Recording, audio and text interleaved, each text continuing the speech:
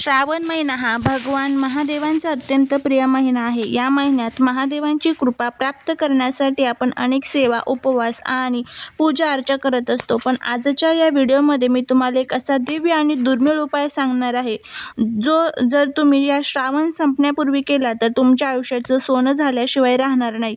होय, अगदी बरोबर ऐकलं तुम्ही. जर श्रावण संपण्यापूर्वी तुम्हाला हे एक विशिष्ट फूल कुठेही दिसले तर ते अजिबात सोडू नका. हा उपाय इतका प्रभावी आहे की तुमचे मोठे मोठे शत्रू तुमच्या समोर गुडघे टेकवतील, तुमच्या पाठीमागे होणारे गुप्त कारस्थान नष्ट होतील, तुमच्या मुलांच्या आयुष्यात सोन्याचे दिवस येतील आणि तुमच्या सर्व मनोकामना, इच्छापूर्ती क्षणात पूर्ण होईल. असा हा प्रभावी उपाय आपल्याला करायचा आहे.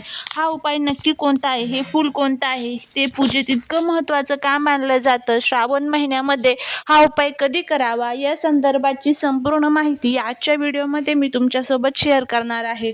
त्यामुळे व्हिडिओ हा कुठेही स्किप न करता शेवटपर्यंत पहा. जर तुम्ही या चॅनलवरती नवीन असाल तर चॅनलला सबस्क्राईब करा आणि कमेंटमध्ये ओम नमः शिवाय लिहायला अजिबात विसरू नका, जेणेकरून भोलेनाथांची तुमच्या कुटुंबावर, मुलांवर अगदी भरभरून असे कृपा होईल. श्रावण महिन्याचे काही अत्यंत महत्त्वाचे नियम जाणून घेणे खूप गरजेचे आहे, कारण नियमांचे पालन केले तरच उपायांचे 100% फळ मिळते.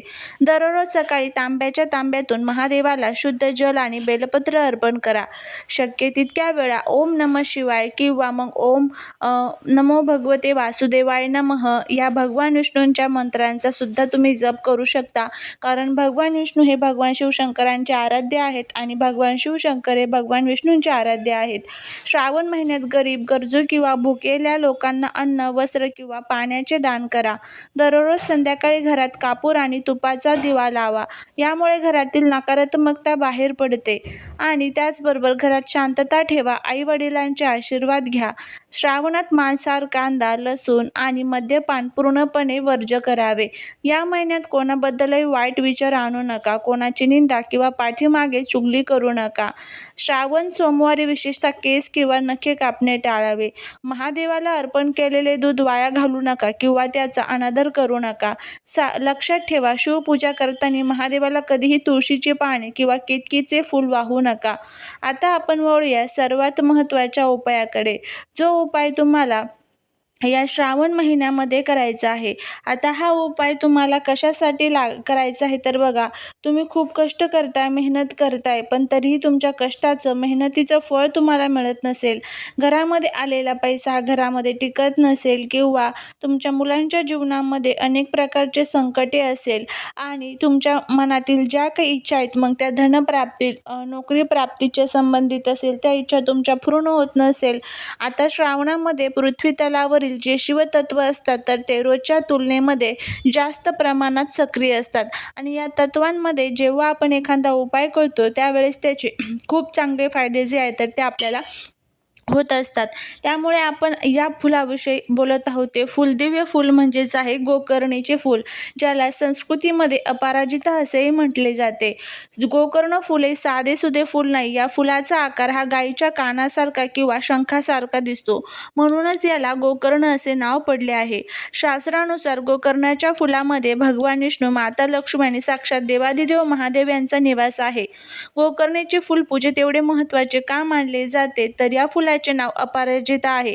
म्हणजेच अपराजिता म्हणजेच अशी व्यक्ती जिला विश्वातील कोणतीही नकारात्मक ऊर्जा किंवा शत्रू पराभूत करू शकत नाही. पौराणिक काळात जेव्हा देव आणि दानवांमध्ये युद्ध व्हायचे तेव्हा विजय मिळवण्यासाठी देवी अपराजिता आणि या फुलांचे पूजन केले जायचे. निळे गोकर्णीचे फुले भगवान शिव आणि श्रीहरी विष्णू या दोघांनाही अत्यंत प्रिय आहे.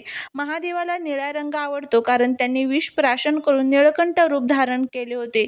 गोकर्णीचे निळे फूल महादेवांना अर्पण केल्याने त्यांच्या अंगातील दाह शांत होतो आणि ते भक्तांवर त्वरित प्रसन्न होतात. शास्त्रानुसार ज्या घरात गोकर्णीचे झाड असते किंवा जिथे हे फूल वाहिले जाते तिथे कोणत्याही प्रकारची करणी बाधा, दृष्ट किंवा वाईट शक्ती टिकू शकत नाही. हे फूल घरातील वास्तुदोषांना दूर करत असतात. आता हा उपाय तुम्हाला कशा पद्धतीने करायचा आहे तर आता बघा, श्रावण संपण्यापूर्वी गोकर्णीच्या फुलाचा हा सिद्ध उपाय तुम्हाला करायचा आहे. हा उपाय तुम्हाला श्रावण महिन्यातील कोणत्याही सोमवारी, प्रदोष तिथीला किंवा श्रावण शिवरात्री महाशिवरात्रीला करायचा आहे. श्रावण महिना संपायला काहीच दिवस उरलेले असले त्यामुळे ही संधी अजिबात वाया घालवू नका. उपायासाठी तुम्हाला काय काय साहित्य लागेल ते बघा. यासाठी तुम्हाला 5 किंवा किमान 21 गोकर्णीची फुलं घ्यायची आहेत. त्याचबरोबर शुद्ध गाईच्या तुपाचा दिवा घ्यायचा आहे. तांब्याच्या तांब्यामध्ये शुद्ध पिण्याचं जे पाणी असतं तर ते घ्यायचं आहे. थोडेसे गाईचे कच्चे दूध घ्यायचे आहे, जे तापवलेलं नसावं. गाईचं कच्चं दूध तुम्हाला घ्यायचं आहे. अष्टगंध घ्यायचा आहे किंवा मग लाल चंदन घ्यायचं आहे.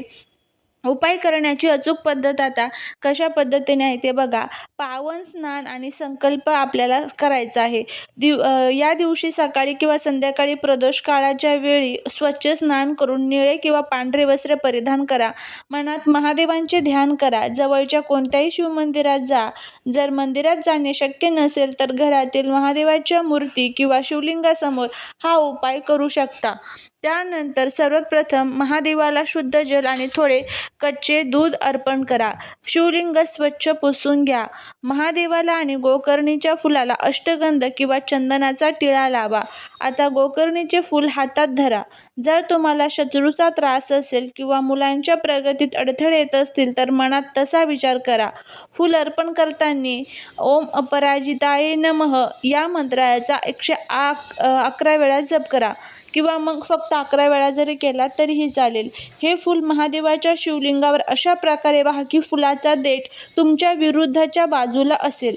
म्हणजेच फुलाचा जो भाग आहे तर तो तुमच्याकडे आणि फुलाच्या देठाकडचा भाग हा तुमच्या दुसऱ्या बाजूला असेल. अशा पद्धतीने व्हायचा आहे. शत्रूवर विजय मिळवण्यासाठी एक गोकर्णीचे फूल महादेवाला वाहून झाल्यानंतर त्यातील एक फूल महादेवांचा प्रसाद म्हणून घरी आणा. ते फूल एका लाल कपड्यात बांधून तुमच्या तिजोरीत किंवा मुख्य दरवाजावर टांगा. शत्रू आपोआप नमतो होतो. त्यानंतर मुलांच्या उज्ज्वल भविष्यासाठी हे फूल अर्पण केल्यानंतर मुलांच्या कपाळावर महादेवांच्या चरणातील भस्म किंवा चंदनाचा टिळा लावा.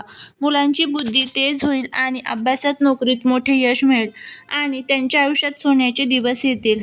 हा गोकर्णीच्या फुलाचा उपाय केवळ एक विधी नाही तर ही एक प्रत्यक्ष फलदायी साधना आहे. हा उपाय केल्याने तुम्हाला खूप चांगले फायदे जे आहेत तर ते होतात. शत्रूंचा पराभव होतो. तुमच्या विरुद्ध कारस्थान रचणारे तुमचे यश पाहून जळणारे शत्रू स्वतःहून शांत होतात आणि तुमच्या समोर गुडघे टेकवतात. मुलांच्या शिक्षणातील आणि नोकरीतील अडथळे दूर होऊन त्यांना उच्चपद आणि मानसन्मान मिळतो. त्यांच्या आयुष्याला सोन्याची किनार लागते आणि घरातील दरिद्रता दूर होते. अडकलेले पैसे परत मिळतात आणि सर्व प्रलंबित मनोकामना पूर्ण होतात. घरातील वादविवाद संपून पती पत्नी आणि मुलांमध्ये प्रेमाचे वातावरण निर्माण होते. असा हा उपाय जो आहे तर तो तुम्हाला या श्रावण महिन्यामध्ये करायचा आहे. जर तुमच्याकडे एक जरी हे फूल भेटलं तुम्हाला तरी त्या फुलापासून तुम्ही हा उपाय करू शकता. 1, 5 किंवा 21 अशा पद्धतीने ही फुलं जी आहेत तर ती तुम्हाला महादेवांना अर्पण करायची आहे. एकदा नक्की तुम्ही हा उपाय करून बघा. तुम्हाला नक्कीच याचा खूप फायदा होईल.